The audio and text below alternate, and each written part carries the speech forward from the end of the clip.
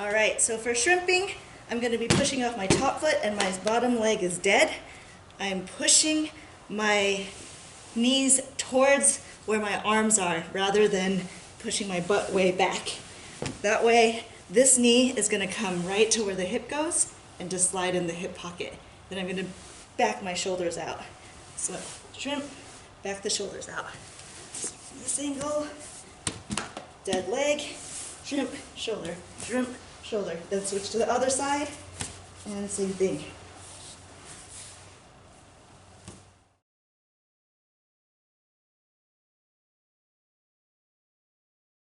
Okay, so now we're doing the reverse shrimp. So our bottom leg is going to be doing all of our work. Our top leg is going to be in the air. We're going to have our hands in front of us. We're going to crunch forward. Our bottom leg is going to pull our butts as we push our hips forward to scoot our butts down the mat. Here. We're going to switch sides. Here. And here. Back the other way.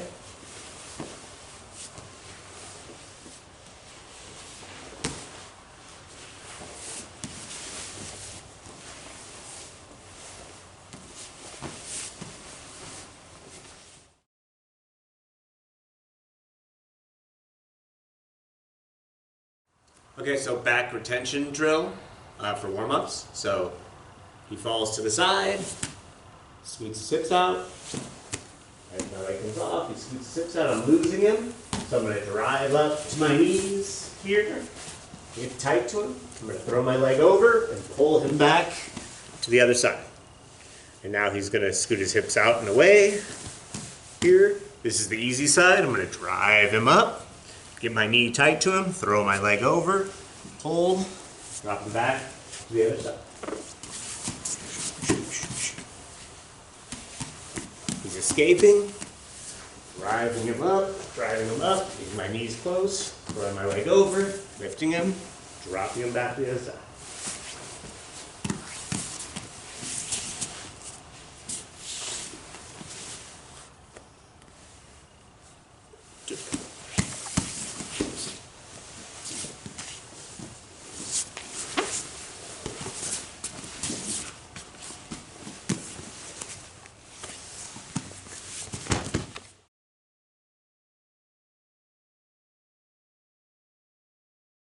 Alright, so we're going to start with a bridge. We're going to come up onto our toes. We're going to bring our hips up to the ceiling. I like to come up to a shoulder, right? So we're going to start with a big bridge to one shoulder. Then we're going to come back down without our butt touching the ground. We're going to come back up to the same shoulder, and we're going to step over. Big step over, and then a big back step.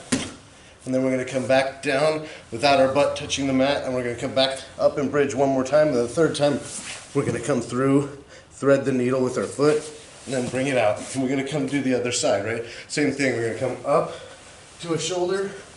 We're going to come up to the shoulder and step over, back step, back into our position, and then one more time, bridge up, thread the needle through, and come back.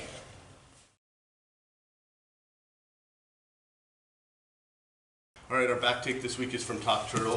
We're going to come in here, we'll be on top, putting pressure on his shoulders with our shoulder, right in the middle of his spine. I'm going to get a chin strap under his chin here. I don't know if you can see with his lapel, but under his chin, I'm pulling on his head up, and I'm pushing down with my shoulder.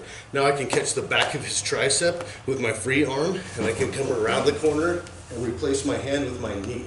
This will block him from going knee elbow here, and now I can bring this arm around as it's freed up to catch his hips on the other side.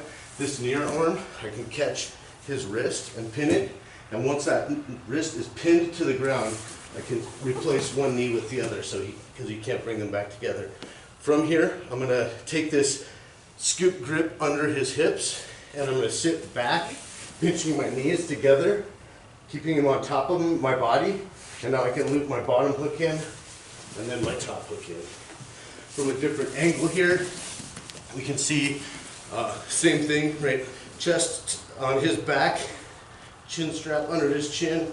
I grab his tricep, I open it, and now I can come back around, put my knee in place, cup under his hip, grab his wrist, replace knee with knee, roll him up, knees pinched together, bottom hook in, top hook in, and then we can come in and start to fight hands.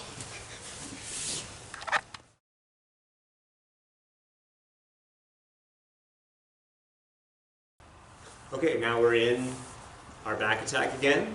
Over, under, pinch here.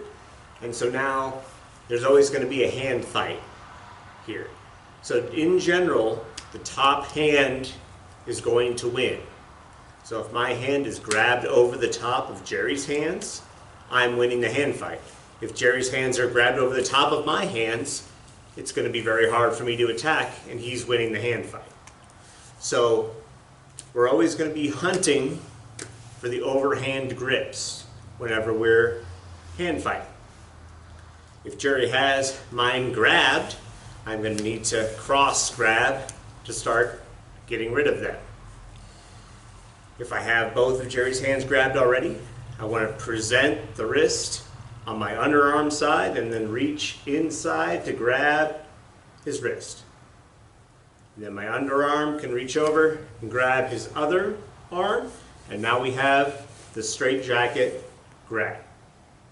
So I have the straitjacket grabbed here, still staying in tight, and dropping to the side that I have the underarm, and then my leg kicks across here, and now I still have this control.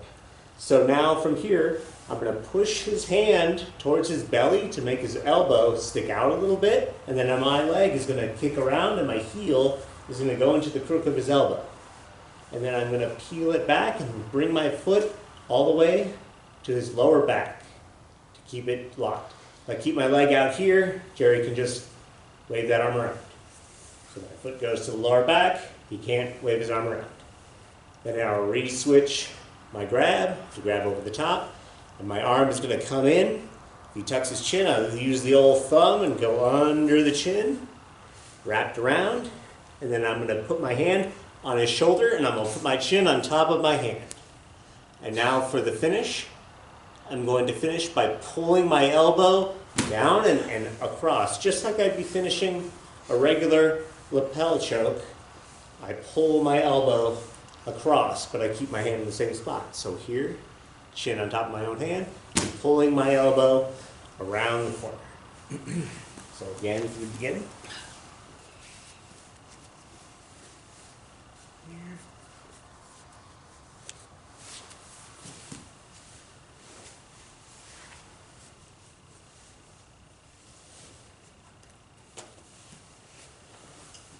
Switch angle.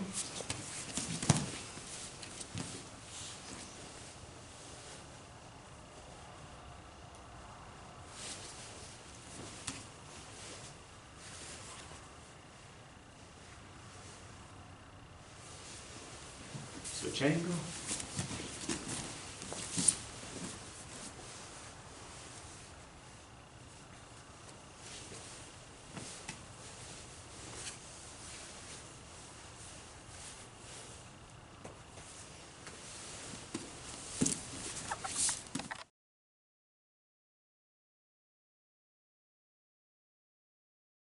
So we're in the straitjacket position now, pushing his leg or arm, and I'm wrapping over here, and then we get to here. And so I'm trying to choke, and it's not working.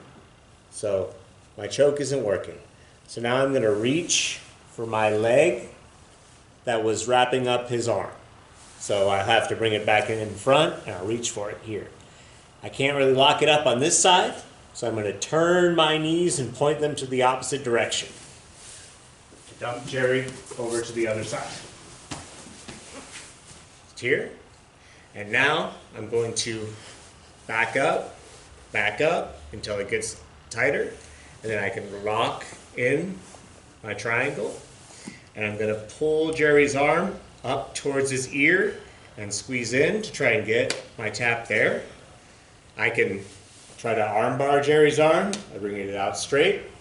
I can bring my arm in and do a kimura by reaching back like this.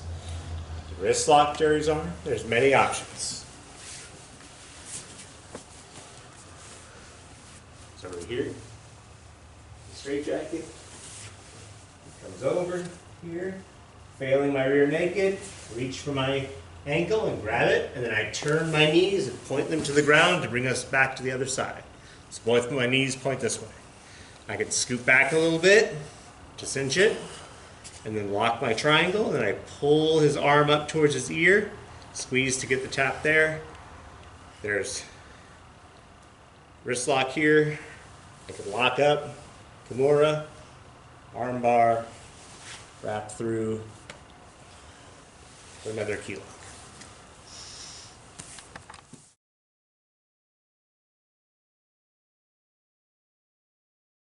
All right, this week's positional training, situational training, we're going to start in referee's position. The person on the top is going to take the back through the first position, first move of the week this week, and then we're going to get to the back and go live. And at that point, the person who has the back is going to try to submit, and the person who is got the person on their back is going to defend and try to escape. Either of those scenarios, submission or escape, means you reset and start over back in your initial position, take the back again, and go live.